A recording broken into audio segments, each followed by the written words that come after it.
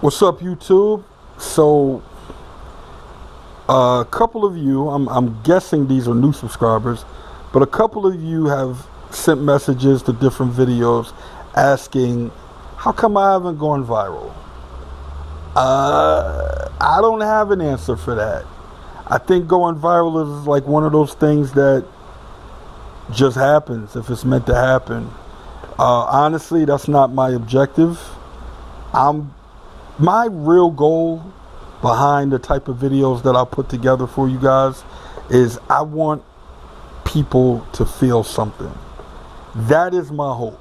That you guys are soaking up the Grant 7 experience and leaving feeling something. Whether it's through the music I'm playing, you know, where it takes you back to somewhere and you remember, and, you know, it's the song from your childhood, I don't know. Whether it's the story and you're laughing, hopefully it brightens up your day. You know, if you're here for the work, I don't know what to say if you're here for the work, because my versions of how-tos are very different than other people's versions of how-tos. My how-tos is more like I'm showing you the process. I'm not explaining it all on the way. I'm showing you the process. So hopefully you guys are still learning and understanding the process throughout it. But that's my version of how to. But hopefully you are still learning something. So my goal is for everybody to feel something. So yeah, every once in a while I go deep on y'all, and you know, because it needs to be said. It needs to be said. And as I told you guys before, I'm going to use my platform. So if I go viral, that's just going to be that many more people that got to hear my mouth. So to me, you know, I appreciate the support that I currently have. I appreciate everybody that subscribed. I appreciate everybody that watches me. And that's it. I mean, you know, if it happens, it happens. If we go viral, I ain't going to say that. I almost said I was going to jump in front of the camera, but I'll be lying. I probably won't do it then either.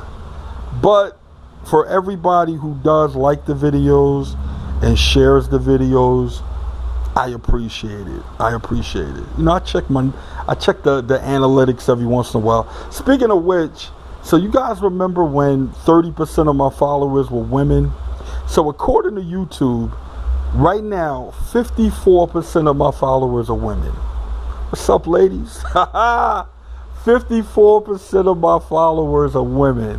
Now, I don't know what that means. I don't know if it's the food. I don't know if it just makes me the most popular chauvinist on YouTube. I don't know.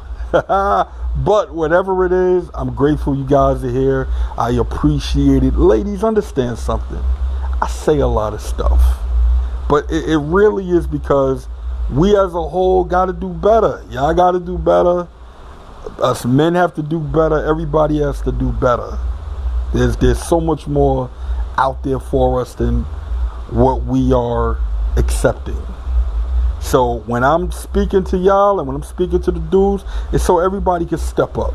We got too much there. Y'all taking this lightly. It's way too much going on in the world for us to be laid back taking some things lightly. So that's what it's all about. All right. So hopefully everybody gets that. Understand what this is, you know. So truthfully, I don't think me or this channel will be fully appreciated in my lifetime. But I guess that's the beautiful thing about YouTube, because long after I'm gone, these videos are still going to be here, and then it's going to be something else. But in the meantime, I'm going to keep trying to give you guys a great video every time I try. For those of you that watch the videos and like, I don't really listen to that kind of music, you know, understand something. Every song has a message. Just about every song. But every song has a message.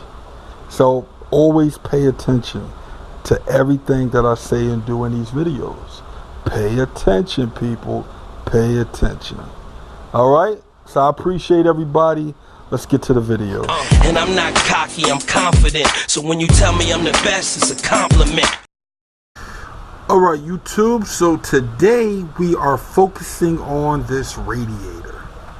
Look at this beautiful specimen of a radiator. Now, I'll try to explain what my slight dilemma was, right? So, the dilemma was this engine needs to be painted. The firewall needs to be painted. So I wanted to do everything about the same time, right? I was going to pull out the radiator, strip down some stuff off the block, and get to work under here. Unfortunately, I'm not going to be able to do that because this car has to leave. I don't really have that kind of time to do everything the way, and I don't rush through it. And they need this car. So the only thing I'm really going to be able to do today is change the radiator. Now, hold on. Give me a second. Put it back in the hole. Oh my YouTube. So this is the radiator that we ordered from G7 eBay at newcarsuck.com. I know a lot of people are nervous about eBay radiators, but I've used a couple. I haven't had any issues with them. What I try to do is like stare at the pictures, because there's a lot of different sellers, and try to get an idea of the welds, things like that, just the fit and finish of it. This is actually for this car with the swap.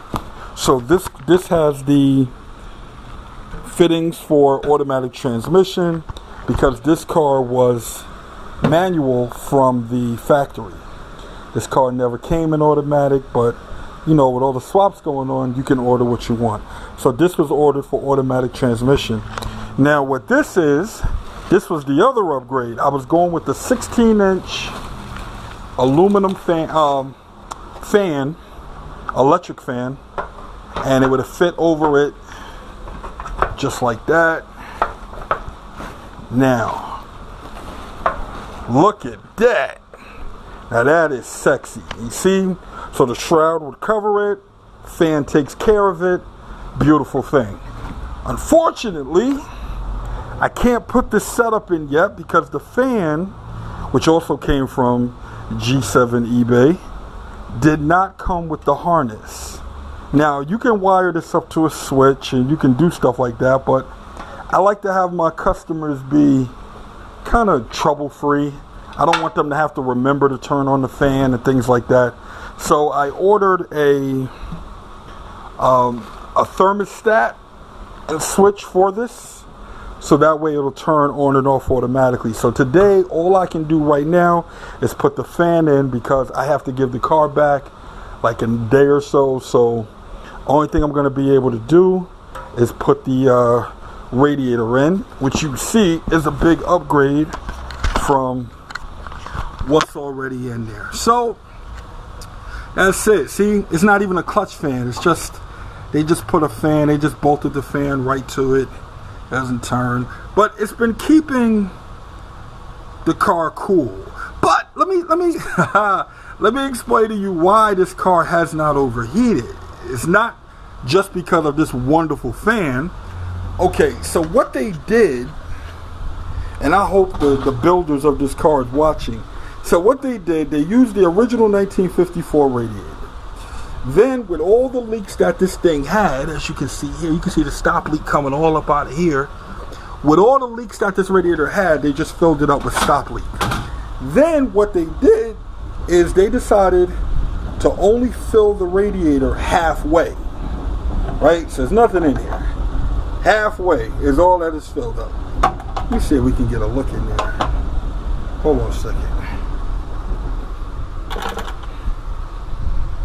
You see anything in there? You guys see anything in there? No. Okay, so what they did was they filled up the radiator halfway, and then they put a 7-pound cap on it to keep it from building up pressure, to keep it from overheating. So what this is actually doing is basically half the size of the radiator's coolant, and then when it starts to heat up, it has all this room to expand, car's not overheating because the fan is keeping all of this going. So it's a lot of effort rather than just replace the radiator. But anyway, that's what I'm gonna do today. So that's about it. I guess you guys know the plan. We're changing the radiator, and then when the car returns, I am going to remove the fan and I'm going to put in the electric fan because I don't want to wire it up to the switch. Also, I don't want to use 1954 wiring. Whenever you guys are doing electric work on classic cars, when possible, try to get new harnesses. You guys have to understand something. These cars were not designed to handle the things that we're putting into them now. These were bare bone cars. You know, they were not made to handle it. So just because you can wire it up does not mean that you should. Harnesses are cheap, and it's definitely cheaper than the cost to replace your car after a start a fire. So on that note, let's get to work.